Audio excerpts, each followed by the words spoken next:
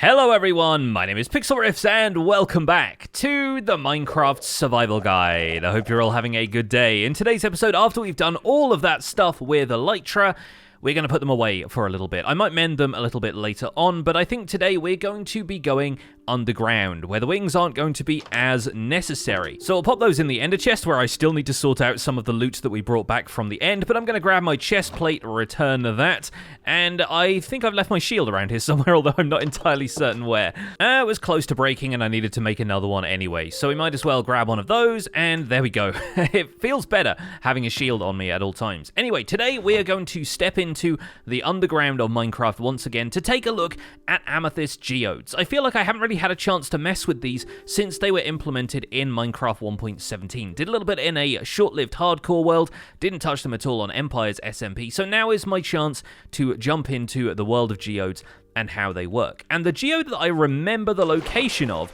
is actually down here, so I might try and swim through this cave system until I find it. I remember an area where one of these flooded sections opened out into a larger cave, and I don't know if it was this section right here, but I did, yes, there we go, I think I can see some of the lights coming from the glow lichen, and there it is. I put a jack-o'-lantern in here so we could recognize where it was. And there's some glow squids swimming around as well. We'll get to those a little bit later. But if we swim on into here, we are inside of an amethyst geode. And I want to look around at how large this is, because geodes come in all different sizes. I was going to say all different shapes and sizes, but actually they come in the same shape pretty much all of the time. They are spherical.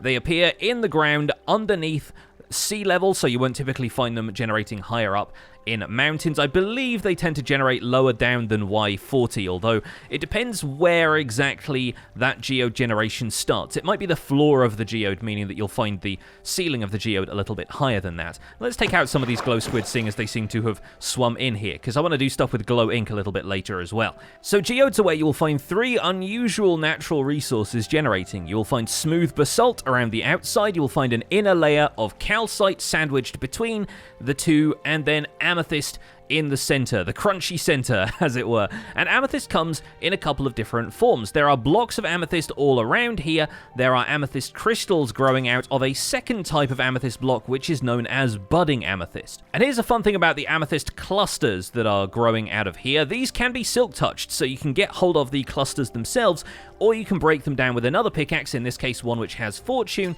to obtain amethyst shards. And the shards are really what we're here for, because you can get between 4 and 20, I think, of these from a single amethyst cluster once it is fully formed. And the amethyst clusters can be taken elsewhere and broken manually like that, so that time we got 12, okay, so decent amount from that one. And the amethyst shards can be used to recraft blocks of amethyst in a 2x2 formation. They can be used in the crafting recipe for a spyglass, or you can make tinted glass out of them with 4 amethyst shards surrounding a single block of glass. At least I'm pretty sure that's the recipe. Yeah, there we go. 4 amethyst shards and a single block of glass will get you 2 tinted glass each time. So in order to farm tinted glass effectively, we need to acquire quite a lot of amethyst shards. Now, as you'll see from these two examples here on the corner, these budding amethyst blocks can grow amethyst clusters on any of their 6 faces, which means to get the amethyst clusters to grow most effectively, it's going to make sense to remove a lot of the blocks around the outside of this geode. And it's unfortunate that these 2 blocks have only generated with a single block gap in the center, because one or the other of them is going to generate an amethyst cluster, but not both. They can't both grow into the same space. Not only that, but by digging away some of the wall here, I've uncovered another budding amethyst block which shares the same space with those, so really, that's kind of unfortunate. Because budding amethyst cannot be moved. It can't be pushed by pistons, it cannot be broken with silk touch. It's effectively the same as monster spawners that you will find in dungeons. It cannot be manipulated in ways that allow players to move it. We've also got another budding amethyst block immediately below that one, and so as we start to dig away the walls here, you will find that there are more budding amethyst blocks than there originally appear when you open up one of these geodes. And even though these have some overlap and are preventing some clusters from spawning on the neighboring blocks, we're still going to get a few clusters forming on the available spaces. So I think it's worth opening out this entire geode so that we can find all of those budding amethyst blocks and have them free to generate clusters as they wish. So having dug out all of the other amethyst blocks that are in this geode, there are only, I believe, 13 different budding amethyst blocks in here, which is not the highest count I've seen. I've seen geodes that have a great deal more of these in there, so this might not be the ideal one to set up a permanent geode farm, but this has a couple of advantages. First of all, amethyst clusters will only grow when a player is in the area. They are grown by the same kind of mechanics that grow crops, so random ticks are involved, and for that, a player has to be within 128 block radius of the things that need to grow.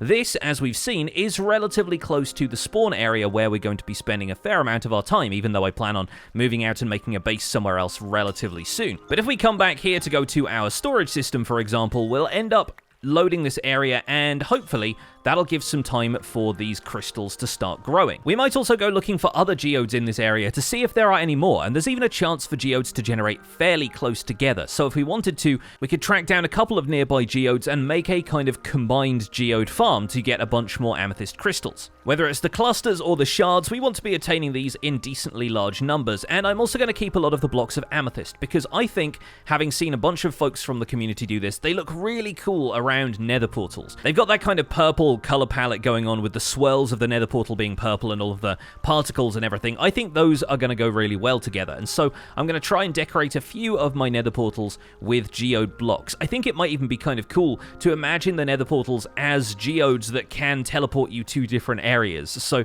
we'll end up bringing back some of the calcite and the smooth basalt from around here, and we'll end up decorating our nether portals with those geode blocks. One other thing to note about this geode in particular is that it's underwater, and while this might not seem like an ideal location for something like this that you plan on coming down to and mining regularly, it's going to save us a bit of time in doing what I want to eventually do with this in terms of farming the geode, which is to flood it with water. Once again, a couple of other folks from the community have done this. My good friend Bruno Danoy has done one of these on the Legacy SMP. I believe Cubfan has a couple of designs that involve flooding a geode as well, and basically that allows the amethyst shards that you get from these crystals to drift upwards in the water to collect them. Because frankly, if you want to automate the output of a geode, if you want to obtain a bunch of amethyst shards in a more automatic way, it's kind of a pain, because the amethyst clusters don't drop amethyst shards until they're fully grown. So whatever redstone mechanism you have set up to detect the amethyst shards growing have to take into account that they will grow 4 times before they reach their full size and can be harvested. And even then, when they're broken with something other than a pickaxe, the amethyst clusters will only drop 2 amethyst shards, as opposed to mining them with a fortune pickaxe and potentially getting a lot more. So when it comes to harvesting the amethyst shards, it makes a lot more sense for us to come down here and do that manually, but that can get a little bit awkward because there's budding amethyst up here on the ceiling, there's some down here on the floor, and the crystals can fall in a variety of directions from there, meaning we'll have to jump down and collect them from the floor, or potentially they'll get stuck on other blocks. Water solves both of those problems, both by having the direction of travel almost always be upwards, because items will just float upwards in solid water sources, and also means that we can float around inside of effectively a tank or an area like this that's completely flooded, and it's nice and easy to get up and down between some of the amethyst blocks in order to mine them out. So once we've gathered a bunch of these other blocks from around here, what I expect we will do is clear out all of the smooth basalt and spend some time making sure this entire area is flooded so that just the budding amethyst blocks remain. Then I expect we can probably dig upwards inside of this wall to get back up to the surface. We'll end up creating a top area of this which is dry but has water flowing across the top into a system of collection hoppers, and from there we'll be able to gather up all of the amethyst shards that float to the surface. With the respiration enchantment on our helmet giving us a little bit more breathing time when we're underwater, we don't even need to worry too much about using water breathing potions for stuff like this. Although if we want a more permanent way of making sure we can breathe underwater indefinitely, we could always set up a conduit, and that's something we'll do in a future episode. For now, I'm just surgically removing all of the calcite so that we can get hold of that, put it back in our storage system, and then come back for all of the smooth basalt. And from breaking just a handful of the amethyst clusters in there, we got more than a stack and a half of amethyst shards. We also got a bunch of amethyst blocks from the geode itself, and removing all the calcite, we ended up with 3 stacks and change. So that's not a huge geode. There's a lot more large geodes out there that will have a ton more resources if you want the calcite or the amethyst for building with. Oh, sorry, I miscounted there. I missed one of them over there. We have 4 stacks and change of calcite, but still, I've seen bigger. And with all of that going into our storage system automatically, we should end up with a bit of amethyst amethyst piling up in here, and I didn't have a huge amount to put in here to begin with.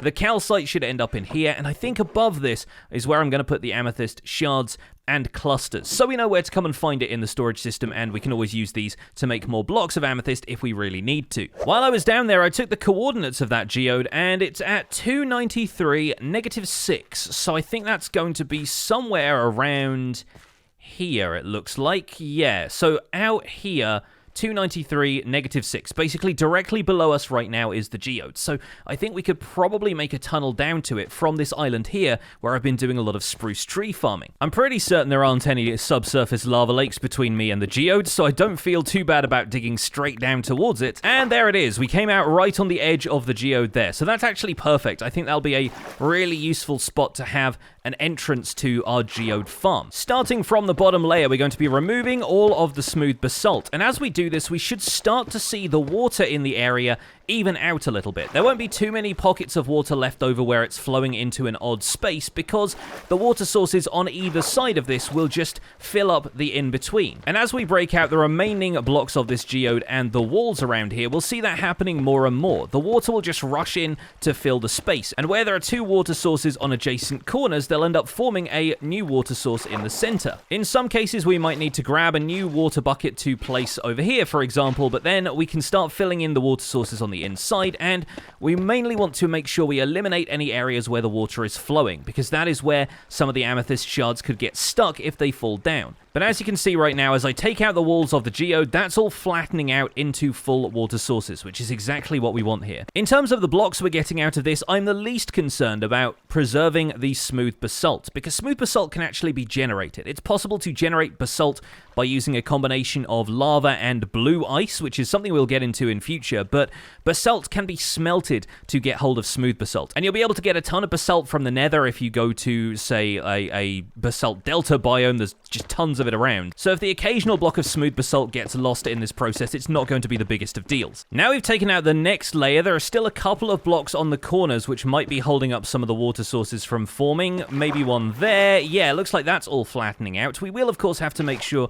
that we fill in this edge like so, just to make sure the water sources form over there, and then they should fill in nicely there. Perfect. In some cases, you may need to waterlog the amethyst buds themselves, because they can be waterlogged, but a water source needs to form in that space for it to happen, and they will still grow underwater. So as you can see, the ones down here have been growing merrily since we started this process, but flowing water will be blocked by the presence of an amethyst cluster, so we do need to make sure those are full water sources to allow everything to be flowing freely around here.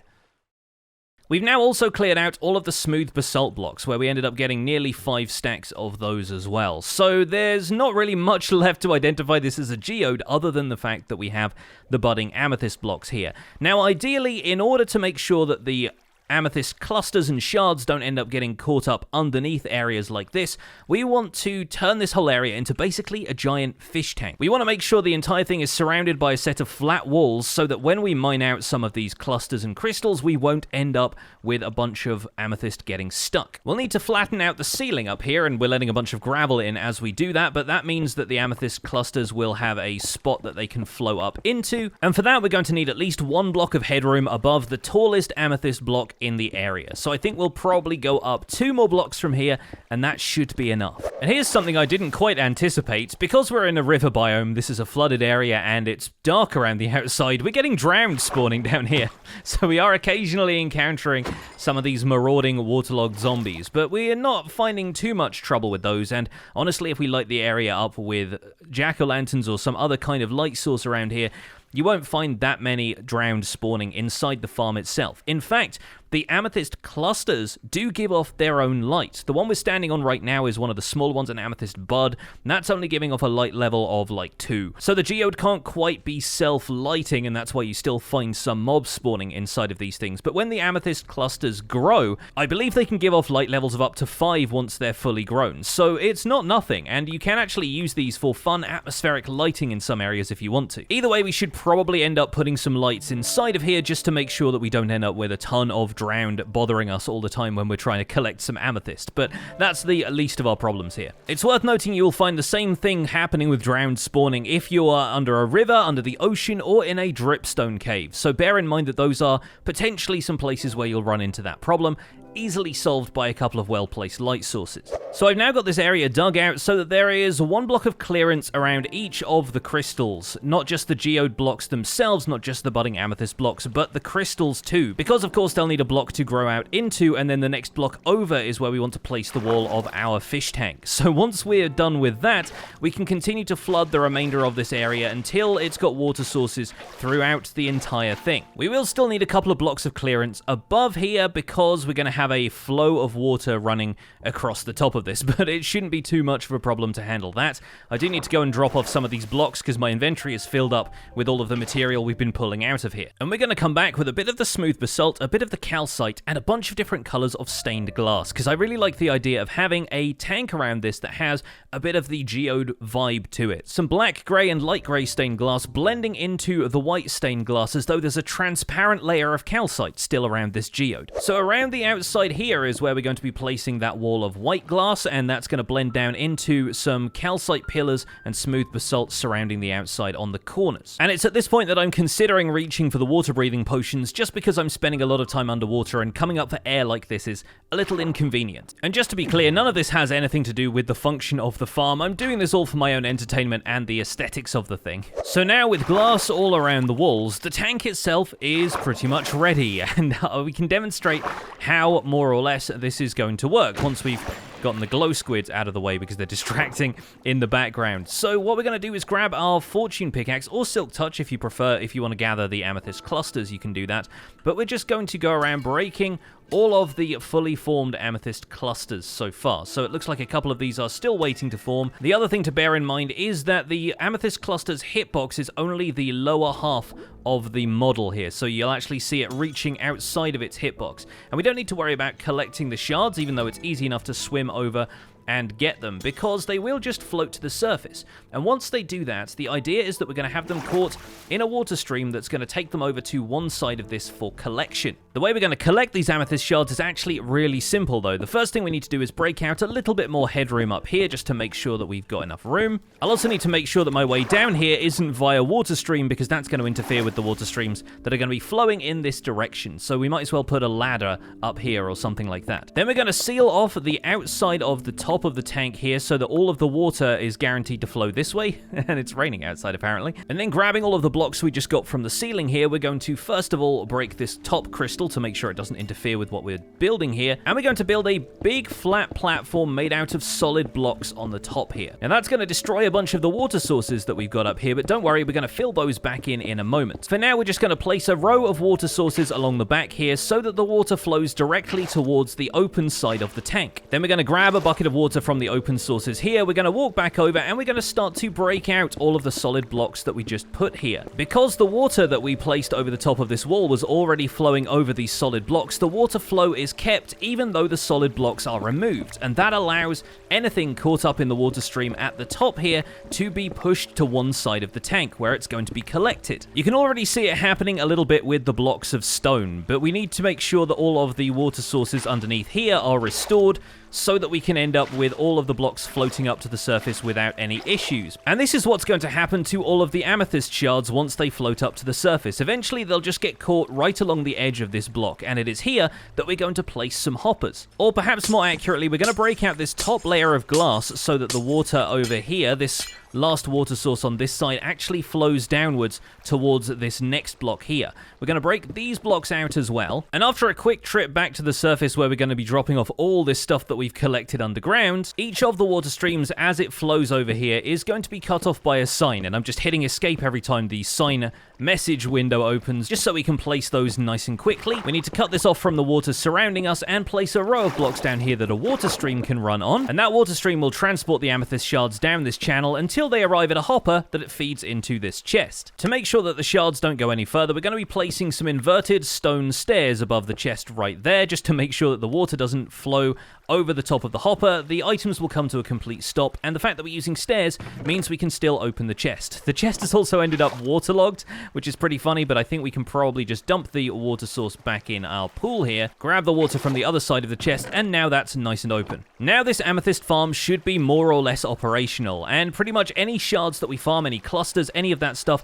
will all float up to the surface, flow over into these water streams, and downwards into that chest over there. Let's give it a try. I think we're going to start by getting the shards from these individual clusters, the ones that I can tell have grown to the appropriate size, and they will float down a little bit first, but don't worry, sooner or later, that momentum they have downwards will reverse, they'll float up to the surface, and they'll easily be carried away by the water streams. Now, floating around in here will require a little bit of focus because we do need to make sure we don't end up breaking one of the budding amethyst blocks by mistake, especially when they're at a diagonal like this. That is potential for you to zone out a little bit, lose focus on what you're doing, and you end up breaking a block that you didn't mean to. Floating around like this is also a little bit of a pain. You do have to, like, feather the jump button a little bit, so I might end up setting up some platforms in here that are a little bit out of the way, but still within reach of the crystals we need to break. We can, of course, throw the amethyst shards out here or fill up our inventory with other blocks if we don't want to collect any of the shards and we just want all of the stuff to go straight into the water streams. And with each of the fully grown clusters broken down for shards, I think we'll farm the rest of these buds as well so that we can use them for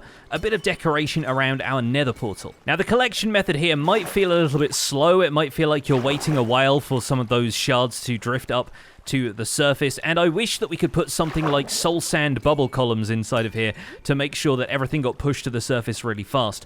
But there's really no rush with these things, and of course having soul sand in here would mean we couldn't float down to get to some of these budding amethyst blocks that are a little further down. So I think in this case it's just going to have to be worth the wait, and we're getting a decent amount of shards out of these that are growing while we're down here, so we should be able to pick up a couple more. I've cleared some of the items out of my inventory just so I can pick up these occasional ones that I spot floating underneath the underside of the budding amethyst blocks, but those are very few and far between compared to the amount of shards we'll get drifting up into the collection area. And if we hover to the surface, we can always throw those into the water ourselves, where they'll be collected a little bit later. And let's run to the end of here, check out the chest, and see how much we've got in there. There we go! We got 3 stacks of amethyst shards, a bunch of the different clusters and buds in there as well. I think that's a pretty decent design. I might work a little on the next phase of this, which is going to be a bit more decoration and a way of getting up and down here that feels a bit more permanent than this shaft up to the surface. I think we'll put something over here next to the collection chest. We'll have a way we can easily dive into the tank without all of this awkward fumbling around with ladders and water streams and that kind of stuff. Maybe we'll have a way that we can walk around on the top of the tank and most of it feels a little bit more sealed off. For now, this feels very bare bones and there's still exposed stone and coal ore and stuff everywhere, but for now I think this is going to work pretty well as a functional amethyst farm. The last thing I think we're going to do is a bit more decoration on this nether portal, and we can start to fill out this side of the hill where our enchanting setup has been hanging out a little bit too long. Another thing to note about the amethyst buds and clusters is that they can be placed on any block you like, as long as it's a solid block that you can attach something like this to. They will not grow on any blocks other than the budding amethyst blocks that you find in geodes, though, the ones that produce these clusters in the first place. So we're not going to find them growing if we place them on even a full block of regular amethyst. We're going to be able to just have them exist as they currently are, meaning that we don't have to worry about harvesting them and replacing them if we want to keep smaller ones around for aesthetic purposes. Now let's chuck these in here for now. We'll take the one amethyst cluster that I silk touched instead of mining out. We'll grab the amethyst blocks that we pulled out of the geode, along with some calcite and some smooth basalt, and we'll go to work decorating our nether portal. Calcite can also be found in mountain biomes sometimes, so don't worry if you're lacking for that from finding geodes in your world. You can always go out and find a mountain where I believe the Stony Peaks biome is the one that generates large veins of calcite running through it, the same way that you'll find things like granite and diorite generating elsewhere. So I think we'll put some regular blocks of amethyst behind the portal itself, where it blends perfectly. You can barely tell that it's behind there, but it's really supporting the color of the portal from behind this. I like the idea of building up a circular kind of structure around the portal, even overlapping the obsidian in places, but making it clear that the obsidian is still in here. So instead of trying to emulate the smooth round interior of a geode, I'm planning on having this be spiky in the same way that amethyst clusters are, and that way we can sort of emulate the amethyst cluster vibe without feeling like we're just reproducing a geode elsewhere. From there we can move on to the layer of calcite that's going to wrap around this thing. It's going to come out and overlap in some areas, it's going to hang back in others. We'll even put some of it around the back here as well for a little extra depth and texture, and we can start to have this section of the hill covered up underneath here. I think we might even detail this by working in some smooth quartz. I have a few blocks of quartz in here, and we won't need much for this. We're going to stick 8 of those in a furnace, and I'll keep 4 on me so we can compare the two textures, because there's a significant difference. While regular quartz has this very light line around the outside, there's a bevel around it, giving it more of a tiled 3D look. Smooth quartz does not have that. So smooth quartz can be used to create larger areas of material that feel connected instead of quartz which looks a little bit more tiled. The other cool thing is we can make stairs and slabs of both. So smooth quartz can be broken down into stairs and slabs which will look like they are connected to the smooth quartz block, whereas blocks of quartz can of course be turned into chiseled quartz bricks, quartz pillars, and quartz stairs that will also have the bevel texture around the outside. But if I work those into a couple of spots here, for example, it can blend quite nicely with the calcite, giving it the feel that it is one connected thing with some more texture blending in between. We could even have that curving upwards at the edges of the geode, providing a way for us to step up and down smoothly with slabs and stairs. And finally, we'll work the smooth basalt in around the outside, giving the whole thing the look of an exposed geode on the surface.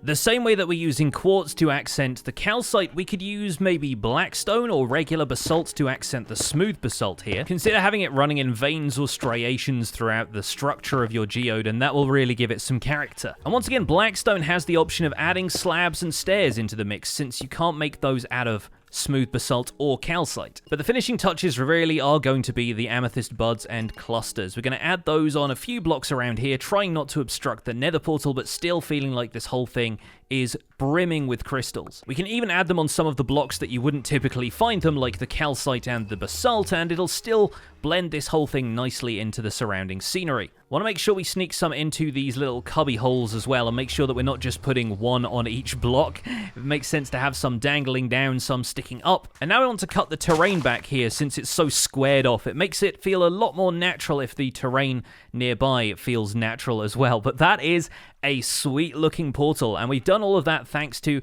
having broken out a geode and turned it into a farm we'll be using to get more amethyst. That's where we're going to leave it for this episode of the Minecraft Survival Guide, but I hope this has given you some ideas of how you can start farming amethyst in your own worlds and use the blocks from geodes for some even more creative ideas. Thank you so much for watching. My name has been Pixlriffs. Please don't forget to leave a like on this episode if you enjoyed it, subscribe if you want to see more, and I'll see you folks soon. Take care.